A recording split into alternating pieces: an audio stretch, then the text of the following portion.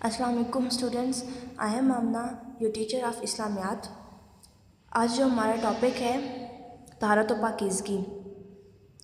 طہارت کے معنی ہے پاک ہونا اور پاکیزگی کے معنی ہے صفائی ستھرائی۔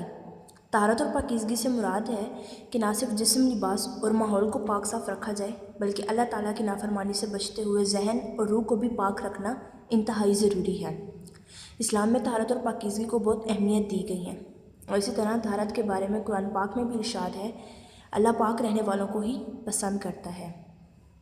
عبادات میں صفائی کہ اسلام ہمیں نہ صرف روزمرہ زندگی میں صفائی کا سبق دیتا ہے بلکہ عبادت میں خصوصی طور پر پاک اور صاف رہنے کی تاکید بھی کرتا ہے۔ نماز سے پہلے جسمانی صفائی اور پاکیزگی حاصل کرنے کے لیے وضو کرنا بھی ضروری ہے۔ نبی کریم صلی اللہ علیہ وسلم نے جمعہ کے دن غسل کرنے کی خصوصی ہدایت فرمائی ہے۔ حج کی ادائیگی کے لیے بھی جسم اور کپڑوں کو پاک ہونا ضروری ہے۔ قرآن پاک میں ارشاد ہے، صرف پاک لوگوں کو ہی اللہ تعالیٰ پسند فرماتے ہیں۔ نبی کریم صلی اللہ علیہ وسلم کی زندگی سے مثالیں کہ آپ صلی اللہ علیہ وسلم کس طرح صفائی کا خاص خیال رکھتے تھے۔ آپ صلی اللہ علیہ وسلم کا لباس بہت سادہ اور صاف ستھرا ہوتا تھا۔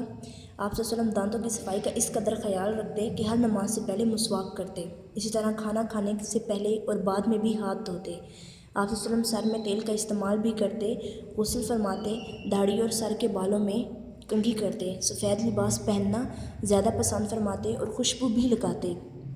کسی شخص کے اگر وہ بڑے ہوئے ناخن یا بکھرے ہوئے بال دیکھتے تو سخت ناپسندگی کا اظہار فرماتے۔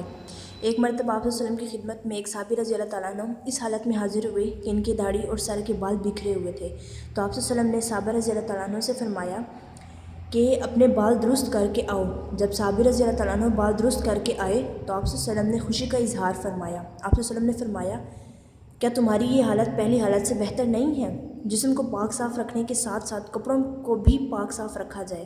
قرآن پاک میں فرمایا گیا ہے، اپنے کپڑے پاک رکھو۔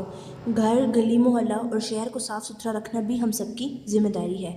ایسا کرنے سے ہمیں صاف ستھرا ماحول ملے گا اور کئی بیماریوں سے محفوظ ہو جائیں گے۔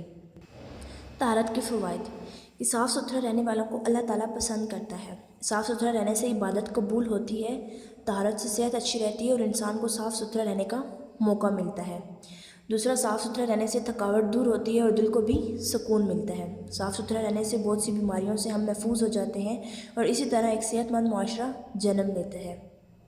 اور طہارت نصف ایمان ہے۔